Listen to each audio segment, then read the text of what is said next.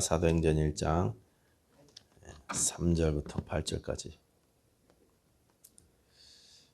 다 같이 한 목소리로 읽으십시다. 사도행전 1장 3절부터 8절까지 시작.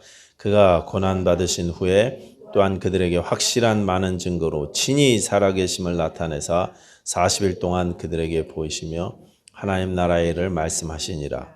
사도와 함께 모이사 그들에게 분부하여 이르시되 예루살렘을 떠나지 말고 내게서 들은 바 아버지께서 약속하신 것을 기다리라. 요한은 물로 침례를 베풀었으나 너희는 몇 날이 못되어 성령으로 침례를 받으리라 하셨느니라.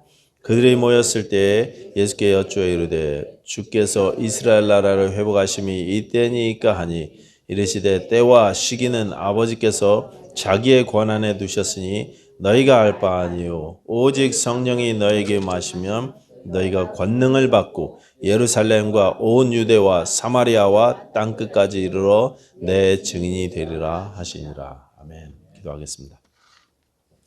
하나님 이 시간에 주님께서 함께 하시는 귀한 예배의 시간이 되어서 우리가 온 힘을 다해 찬송하고 기도하고 또 말씀 듣게 하시고 하나님의 뜻을 하는 귀한 시간 될 수 있도록 도와주시고 인도해 주시옵소서. 하나님 우리 교회에 속한 모든 교우들에게 주님께서 함께 하셔서 어느 곳에 있든지 주님을 예배하게 하여 주시고 또 온전히 하나님께 영광 돌리는 삶 살게 하여 주시옵소서. 우리뿐 아니라 우리의 자녀들과 가족 식구들까지 주 앞에서 하나님께 영광 돌리는 역사들이 있어질 수 있도록 하나님 도와주시고 인도해 주시옵소서. 또한 하나님 아버지 우리의 필요를 주님께서 아시니 주여 우리가 일일이 다 구하지 못한다 할지라도 주님께서 우리의 필요를 채워주시고 우리에게 있어야 할 것을 아시는 좋으신 주님께서 넘침 있게 채워주실 줄로 믿습니다. 우리의 모든 염려를 주님께 맡기고 믿음으로 맡기고 먼저 그의 나라와 의를 구할 수 있는 그런 역사도 우리 가운데 허락해 주시옵소서. 이 시간에 하나님 우리에게 말씀하여 주시고 우리가 믿음으로 받게 하여 주시옵소서. 예수님 이름으로 기도하였습니다. 아멘. 지난번 2주 전 말씀을 먼저 잠깐 복습하겠습니다. 천국이라는 것에 대해서 말씀드렸는데 천국은 우리가 죽으면 이 세상을 떠나게 되면 가는 곳, 하나님 계신 그곳을 말하지만 사실 성경이 말하는 천국은 그 이상의 개념이라고 그렇게 말씀드렸었습니다. 원래 천국이라는 단어 자체도 이 한국의 전통신앙에서 나온 불교 특히 영향을 받은 그런 단어라고 말씀드렸죠. 천국, 또 천당, 극락 다 같은 뜻의 말들입니다. 다 죽어서 가는 저승, 저세상을 이야기하는데 성경의 천국은요 그것 이상이라고 말씀드렸습니다. 그래서 단어도 천국이라는 단어보다 하나님 나라, 하나님 왕국 이게 더 정확하다고 말씀드렸습니다. 영어로는 보통 그래서 Kingdom of God 이렇게 이야기하죠. 하나님 왕국인 것입니다. 이것이 더 정확한 단어입니다. 성경에서 말하는 이 하나님 나라는 천국은요 정의가 하나님이 다스리는 곳입니다. 하나님이 함께 하시고 하나님이 다스리는 곳. 예수님을 주님으로 모신 사람들이 모여서 하나님의 다스리심을 받는 곳, 그것을 천국이다. 그것을 하나님 나라다 이렇게 이야기합니다. 그래서 찬송가 가사처럼 내 영혼이 은총 입어 중환제짐을 벗고 보니 초막이나 궁궐이나 다 하나님 나라가 되는 것입니다. 초막에 있어도 사막 한가운데 나를 던져놔도 하나님이 함께 하시니까 하나님이 나를 다스려 주시니까 그곳이 하나님 나라가 되더라는 것입니다. 그렇기 때문에 우리는 이 천국을 우리 삶이 끝날 때 죽어서 가는 곳이기도 하지만 이곳에서 지금 이 자리에서부터 우리가 누릴 수 있다. 누려야 된다. 이렇게 말씀드렸어요. 생각나시죠? 생각 안 나셔도 상관없습니다. 다음 주에 또 하지 뭐. 계속 생각 안 나셔서 감사합니다. 그냥 설교 준비도 편하게 할 수 있고. 예수님의 관심은요. 온통이 천국 하나님 나라였습니다. 그래서 공생에 시작할 때도 처음 외침이 뭐였습니까? 회개하라. 하나님 나라가 가까이 왔다. 이게 처음 외침이셨어요. 제자들을 부르시고 사람을 가르치실 때도 비유로 계속 가르쳐 주셨는데 그때 가장 많은 것이 하나님 나라였습니다. 또 하나님 나라는 이와 같으니 이렇게 비유로 하나님 나라를 가르쳐 주셨습니다. 하나님이 다스리는 삶, 하나님이 다스리는 가정, 하나님이 다스리는 교회 그 모습이 어떠한지를 계속 비유로 말씀해 주셨어요. 또 기도를 말씀하실 때도 하나님 나라를 먼저 기도해라 이렇게 이야기하셨죠. 우리의 좋으신 아버지가 악한 아빠들도 자녀에게 좋은 걸 줄 줄 아는데 하나님은 좋으신 아버지다. 좋으신 아빠다. 너에게 필요한 모든 것이 있어야 될 것을 이미 아신다. 그러면서 하신 말씀이 그러니까 너희는 먼저 그의 나라와 그의 의를 구해라 그랬습니다. 그의 나라, 하나님 나라를 먼저 기도해라 이렇게 말씀하셨습니다. 또 하나님 나라에 들어갈 자격에 대해서도 예수님이 말씀하신 적이 있는데 요한복음 3장 3절 보시면 사람이 거듭나지 않으면 사람이 다시 태어나지 않으면 하나님 나라를 볼 수 없다 이렇게 말씀하셨어요. 거듭난 사람이 하나님 나라를 볼 수 있어요.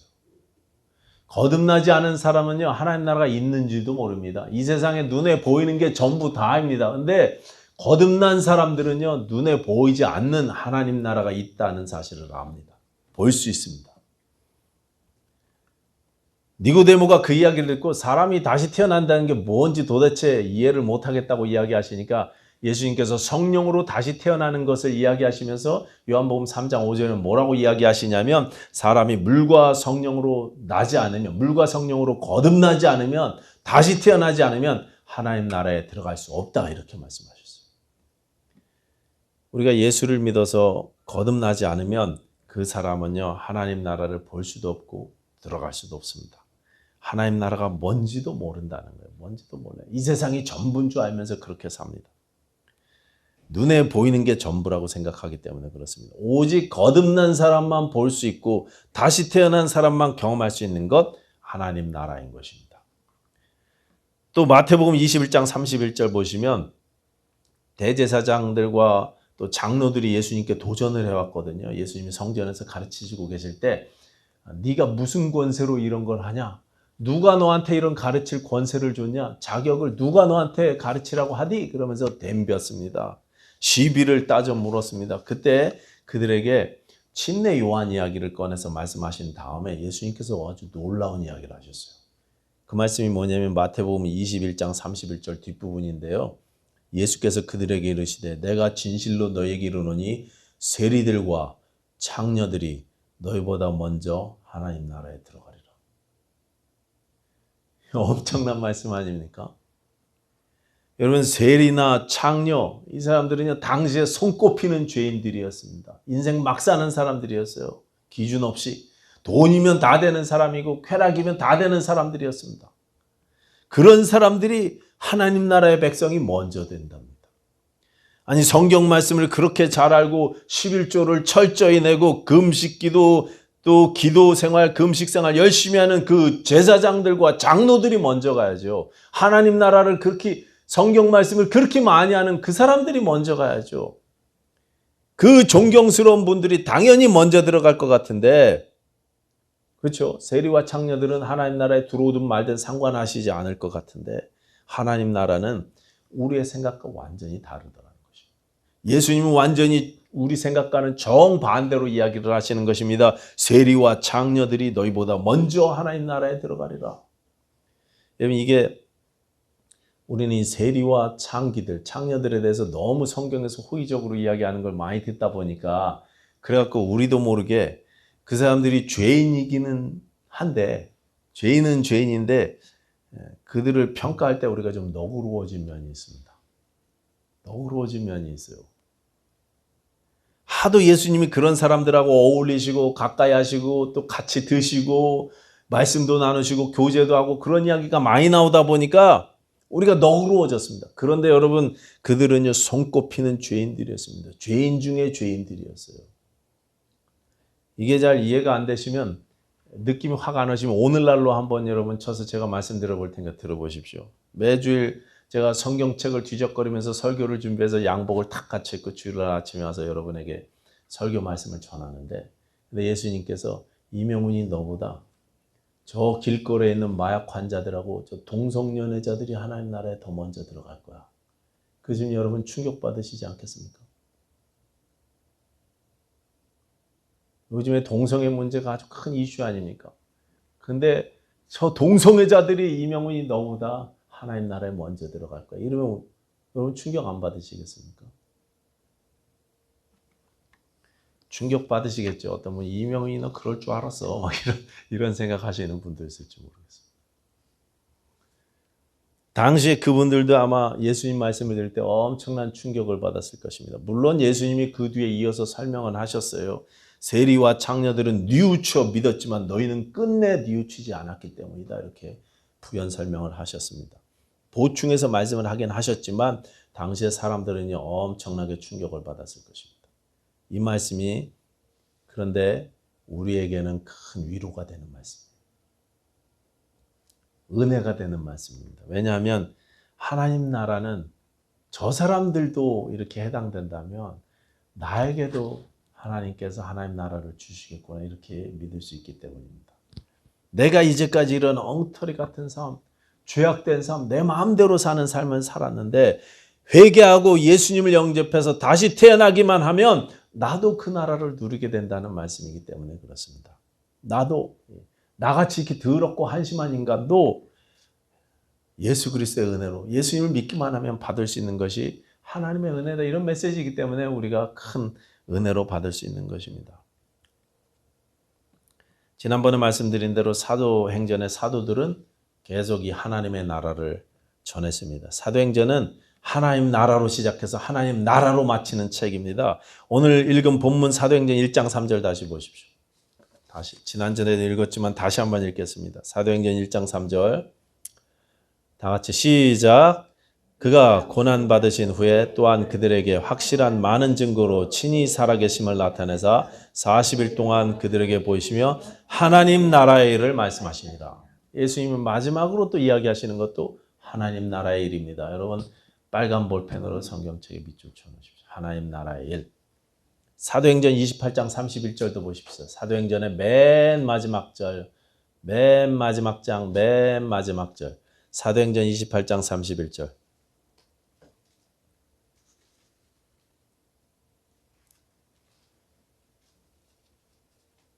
다 같이 함께 읽겠습니다. 시작. 하나님 나라를 전파하며 주 예수 그리스도에 관한 모든 것을 담대하게 거침없이 가르치시더라. 사도 바울이 감옥에 있으면서 오는 사람들 다 맞아들이고 또 전도를 했는데 하나님 나라를 전파했다고 이야기합니다. 하나님 나라로 시작해서 하나님 나라로 끝나고 있습니다. 빌립 집사님이 전도할 때도 뭐 전했습니까? 사도행전 8장 12절 보시면 빌립이 하나님 나라와 및 예수 그리스도의 이름에 관하여 전도했다 이렇게 나옵니다. 하나님 나라를 전도했어요. 빌립 집사님도. 사도행전 19장 8절 보시면 바울이 회당에 들어가서 석 달 동안 담대히 하나님 나라에 관하여 강론했다 이랬습니다. 에베소 교회에서 에베소 지역에서 회당에서 석 달 동안이나 하나님 나라를 가르쳤어요. 그 위에 사도 바울이 다니면서 계속 에베소뿐만 아니라 루스드라, 이고니온, 안디옥에 다니면서 하나님 나라에 관한 말씀을 계속 전했습니다. 사도 요한은 요한계시록 1장 6절에서 우리를 나라와 제사장 삼으셨다 이렇게 이야기하면서 하나님 나라다. 우리가 하나님 나라다 이렇게 이야기했습니다. 베드로 사도도 베드로전서 2장 9절이죠. 우리가 잘 아는 말씀인데 뭐라고 이야기하십니까? 우리를 거룩한 나라, 택하신 족속이요 왕 같은 제사장이요 또 거룩한 나라다 이렇게 이야기했어요. 하나님 나라를 이야기하시고 빌립도 사도 요한도 사도 베드로도 사도 바울도 계속 하나님 나라를 말씀하시고 모두가 다 예수님의 가르침을 받은 그대로 하나님 나라를 전하고 가르친 것입니다. 그들의 삶과 그들의 가르침과 그들의 관심과 그들의 전도 모두가 다 하나님 나라에 관한 것이었습니다.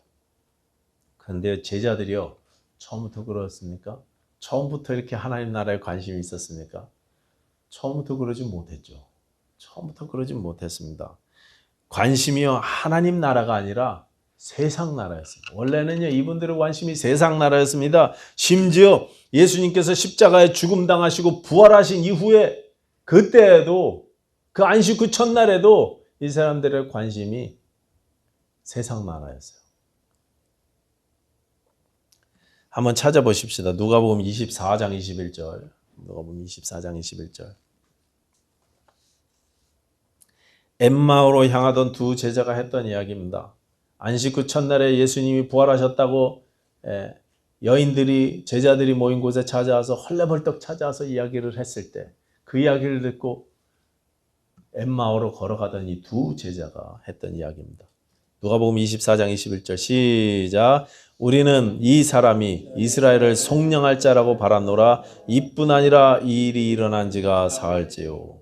안식 후 첫날 예수님이 부활하신 그날 엠마오로 향해 가던 실망한 두 명의 제자가 그들에게 예수님이 찾아와서 말씀하셨을 때 그들이 했던 말, 우리는 이 사람이, 이 예수님이 우리나라, 우리 민족이 이스라엘을 로마로부터 구원해 줄 자라고 말았습니다. 그런데 사흘 전에 돌아가시고 말았습니다.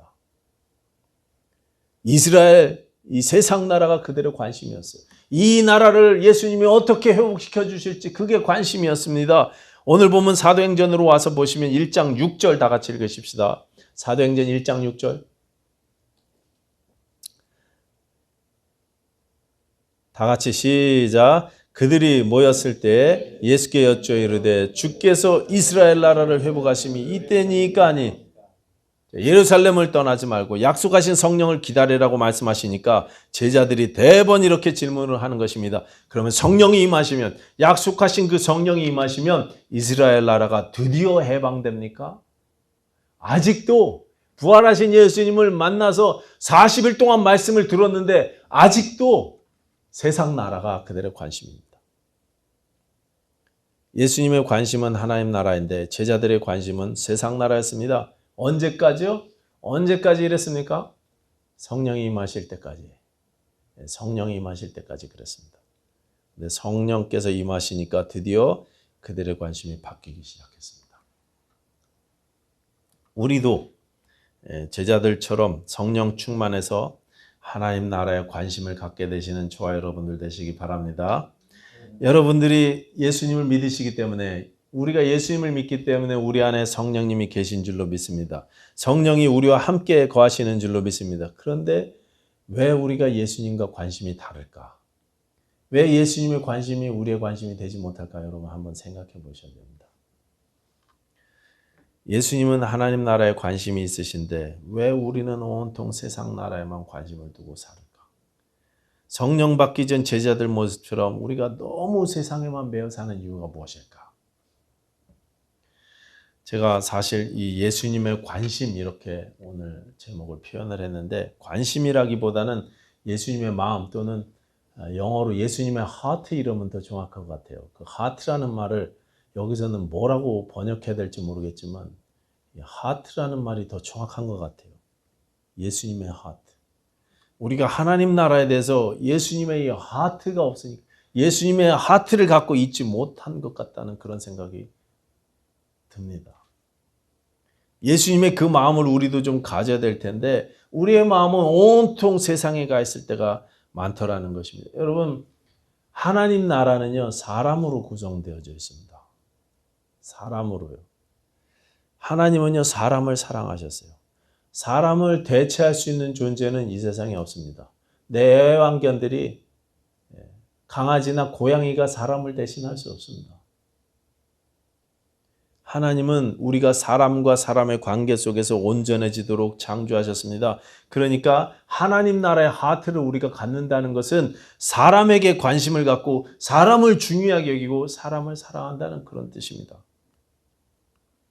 근데 우리가 왜 이러냐 이거죠. 가끔 혼자 있는 것을 즐기는 분들이 계십니다.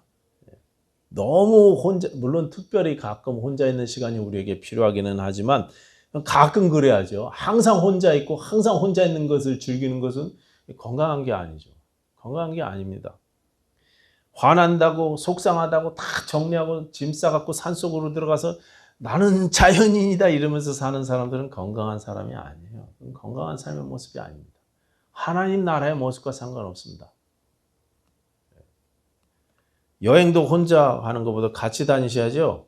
그게 건강한 겁니다. 캠핑도 같이 다녀야죠. 홍태성도님 같이 가셔야죠.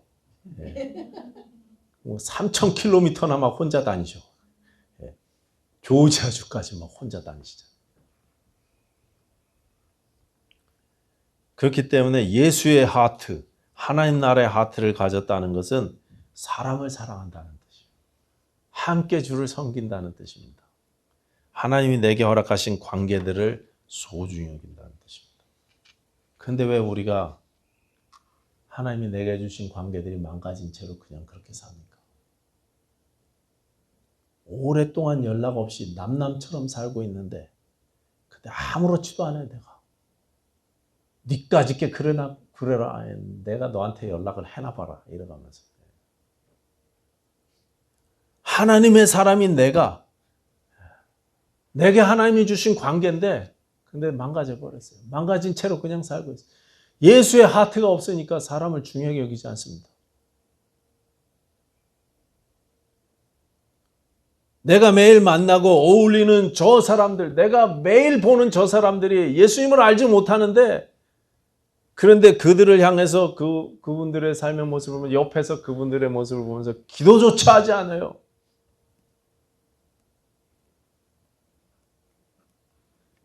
영혼을 향한 안타까움이 내 안에 없다는 것입니다. 제가 한번 언젠가 말씀드린 대로 물론 이건 기억하실 것 같은데 어느 날 제가 새벽에 생생한 꿈을 꾸고 잠에서 깼습니다.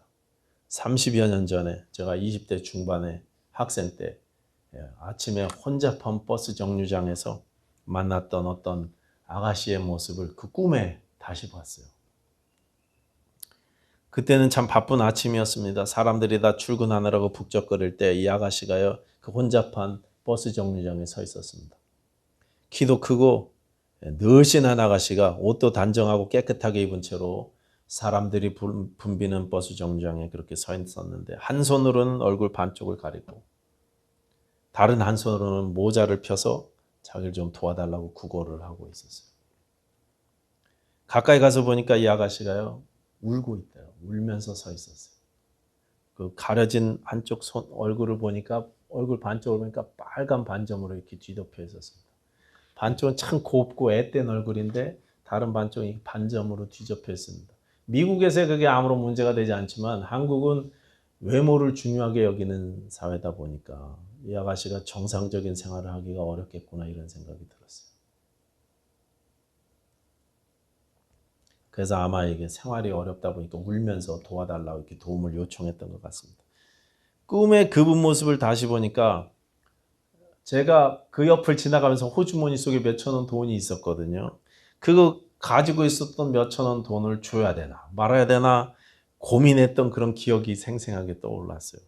돈을 결국 줬는지 안 줬는지는 제가 기억을 하지 못하는데 아유 저 젊은 분이 참 예쁘게 생겼는데 안 됐다 이런 생각은 했던 것 같아요. 그런데 그 꿈 마지막에 제게 음성이 들렸어요. 뭐라고 이야기하냐면 너는 왜 이 가엾은 아이에게 복음을 전하지 않았니? 이렇게 이야기하시더라고요.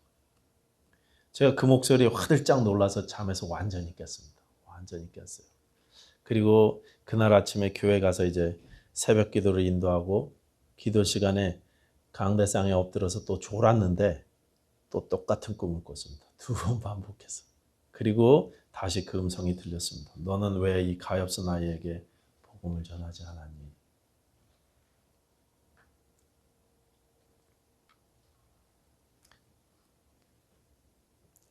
그때 제가 20대 중반이었는데 뭐 선교단체 따라다니면서 전도 훈련을 받네, 전도를 하네 뭐 이러고 다녔었습니다.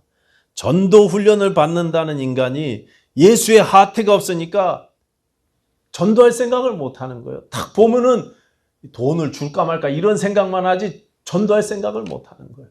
그 영혼에 대한 관심이 없어요. 상황을 만들어 주시는데도 예수의 마음이 제 안에 없기 때문에 그랬습니다. 가장 중요한 게 제 안에 없어요. 제 속에. 여러분 아미시 공동체를 아십니까? 미국의 펜실베니아, 또 오하이오, 인디애나주에 이렇게 쫙 퍼져 있죠. 이분들이 한 대략 20만 명 정도가 미국에 아직 남아 있다고 합니다. 이분들은 종교개혁 말에 스위스에서 시작된 재침례 교도들의 후예들입니다. 메노나이트라는 단체로 이어졌다. 메노나이트에서 또 아마 갈라진 것 같아요. 그분 메노나이트들하고 아마 사촌지간 되는 것 같습니다. 메노나이트들은 그분들은 지금 뭐 자동차도 핸드폰도 TV도 다 쓰는데 아미시는 그런 것까지 다 거부하고 옛날 생활 방식으로 삽니다. 자동차도 안 쓰고 전화기도 안 쓰고 TV도 안 보고. 이분들은 유아 세례를 거부하고 믿는 자의 침례를 주장했다가 혹독하게 핍박을 당하고 순교당하신 분들이었습니다. 천주교인들에게 죽임당했고 개신교도들에게 죽임당했어요. 루터파, 칼빈파, 찌빙글리파, 장로교를 비롯한 개혁교회 교인들조차 이분들을 핍박했어요. 그래서 수없이 많은 이 재침례교도들이 스위스 지네바 강물에서 참수형당해서 죽었어요. 예수 믿는 형제들이 그렇게 죽였습니다. 유아 세례 거부했다고. 우리 침례교의 가장 큰 주장이 그래서 그거 아닙니까? 믿는 자의 침례, 신자의 침례. 이분들은 지금도 이제 그 순교당한 그 조상들의 신앙을 이어받아서 우리가 계속 살겠다고 결심을 하고 미국에 20만 명 정도가 모여서 이렇게 살고 있습니다. 이분들이 가장 소중하게 여기는 책이 성경책이고 그 다음으로 또 소중하게 여기는 책이 순교자의 거울이라는 책이래요. 이 순교자의 거울이라는 책은 아미시 집안의 곳곳마다 한 권씩 배치되어 있는 그분들 조상 신앙의 선배들이 순교당한 이야기들을 쭉 신앙을 어떻게 지켰는지를 쭉 기록한 책입니다. 조상들처럼 그 책으로 아이들을 가르치면서 우리 조상들처럼 예수의 마음을 품고 기꺼이 하나님 나라를 위해서 용서하면서 희생하면서 살자. 이렇게 어렸을 때부터 가르친대요. 여러분 기억하실 텐데 2006년 10월 2일에 무슨 일이 있었는지 아십니까? 저 펜실베니아 아미시 공동체에서 니켈 마인스라는 마을에 있는 아미시 마을이죠. 시골 마을에서 우유 배달부, 그 이름이 칼 로버츠라는 우유 배달부가 학교에 들어와 갖고 총기 난사 사건을 벌였어요. 아이들 한 20명 정도 있었는데 한 10명 정도는 그 범인이 총격범이 들어오니까 선생님하고 같이 빠져나갔는데 10명이 못 빠져나갔어요. 선생님이 이제 전화기가 없으니까 전화기를 안 쓰니까 500m 정도를 막 들판을 뛰어서 그냥 전화기 있는 곳까지 뛰어가서 도와달라고 총격범이 학교에 들어왔다고 그렇게 이야기했을 때는 이미 늦었죠. 앞에 애들을 엎드려 놓고 그리고 나서 하나님께 자기가 복수를 하겠다고 이렇게 외칩니다. 하나님에게 복수하기 위해서 너희들을 처벌할 거라고. 하나님이 9년 전 나에게 딸을 주셨는데 내 딸이 난 지 몇 분 되지도 않아서 그냥 죽었다고. 아무런 기회도 안 주고 그렇게 데려가셨다고. 내가 하나님께 복수를 하겠다. 9년 동안 자기 딸이 죽은 것 때문에 하나님께 대해서 분노를 품고 세상에 복수를 하겠다고 생각하던 이 범인이 신앙이 좋다는 너희들을 죽여서 내가 하나님께 복수하겠다고 이렇게 외치면서 아이들을 하나씩 해했습니다. 그때 교실 안에 있던 학생 중에 가장 나이가 많았던 아이가 13살짜리 여자아이인데 이 아이가 동생들을 지켜야 된다는 생각으로 나를 먼저 쏘세요 이렇게 이야기합니다. 그 언니의 모습을 보고 11살짜리가 또 따라 나가갖고 나를 먼저 나도 먼저 쏘세요 그렇게 이야기합니다. 동생들 보호하겠다고. 결국 5명이 죽었고 5명이 부상을 당했습니다. 이 어린 여자애들이 두려움 속에서도 용기를 냈던 이유는 어렸을 때부터 예수의 마음을 배우고 예수의 하트를 배우고 그리고 예수를 위해서 목숨 바쳤던 조상들의 삶을 배웠기 때문이었습니다. 하나님 나라를 어렸을 때부터 배웠기 때문에. 이 사건이 이게 더욱더 충격적이었던 것은 그 사건 자체도 참 끔찍하고 가슴 아픈 일이었지만 그 일 이후에 아미시 공동체에서 일어난 일 때문에 이게 더 충격적이었습니다. 이 아미시 사람들이 뭐라고 발표를 했냐면 그 범인 로버츠를 우리는 용서합니다. 이렇게 즉각적으로 선언했어요. 우리는 용서합니다. 범인에 남겨진 그 와이프하고 그 다음에 애들이 3명인가 또 있었거든요. 남겨진 그 아기들을 3명을 물심양면으로 돕기 시작했어요. 이분들이. 그래서 사건 발생 2주 만에 아미시 사람들이 다시 일상으로 완벽하게 돌아왔고 그 범인의 장례식에 75명의 사람들이 참석을 했는데 그 중에 반 이상이 그 아미시 공동체 사람들이. 그 자살해서 죽은 범인, 자기의 자녀들을 죽이고 죽은 범인을 추모하고 그 가족들을 위로하기 위해서 75명이 모였는데 그 중에 반 이상이 아미시 사람들이었습니다.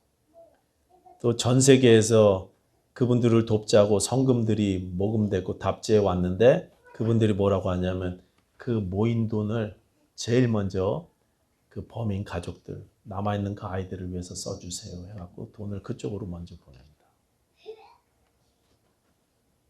여러분, 이게 예수 그리스도의 마음입니다. 용서의 마음. 가족들이 평생을 무거운 짐을 지고 살지 않도록 벗어날 수 있도록 행동으로 배려해 준 것입니다. 말로만 용서하는 게 아니라 행동으로 직접 용서를 보여주는 것입니다. 예수의 마음을 보여주는 거예요. 이것이 예수님의 하트입니다. 사람을 귀하게 여기는 하트. 하나님 나라의 하트. 여러분 어떻습니까? 우리 교회는 어떻습니까? 사람을 귀하게 여기십니까? 그 사람이 예수 잘 믿는 사람이든 예수 안 믿는 사람이든 그 사람이 뭐 세련된 사람이든 촌스러운 사람이든 그 사람이 많이 배운 사람이든 못 배운 사람이든 나하고 성격이 맞든 안 맞든 여러분 그 사람을 귀하게 여기십니까? 왜 그렇지 못하니까 교회 안에서 막 끼리끼리 모이는 거 아니에요? 끼리끼리. 우리 교회는 그렇게 큰 교회가 아니라서 문제가 없지만 사람들이 좀 모이고 교회가 커지면 끼리끼리 모여요. 수준이 맞는 사람끼리 모입니다. 나는 쟤하고 수준이 안 맞아서 아예 얼굴도 안 보고 1년 12달 가도 대화도 안 나누는 교인들이 있어요. 교회에 새로운 사람들이 오면 대화도 안 나눠요. 저 사람이 누군지 알고 내가 함부로 말을 섞고 혹시 교회 와갖고 나한테 돈 빌리려고 온 거 아니야? 이러면서.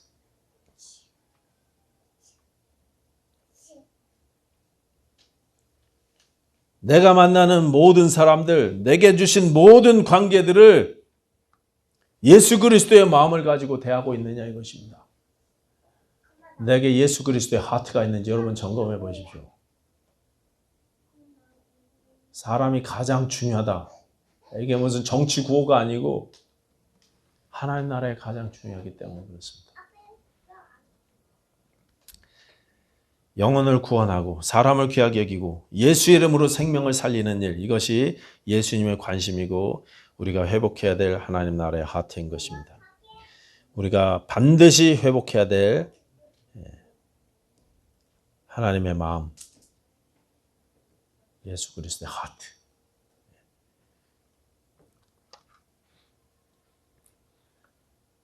사람을 사랑하고 하나님 나라를 귀하게 여기는 것입니다. 저는 우리 교회도 또 우리도 우리 성도님들이 다 예수님처럼 사람을 귀하게 여기는 그런 존재들이 됐으면 좋겠습니다. 기도하겠습니다.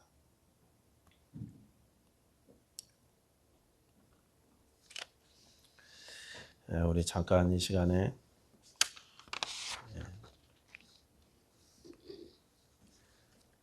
한번 생각해 보십시다.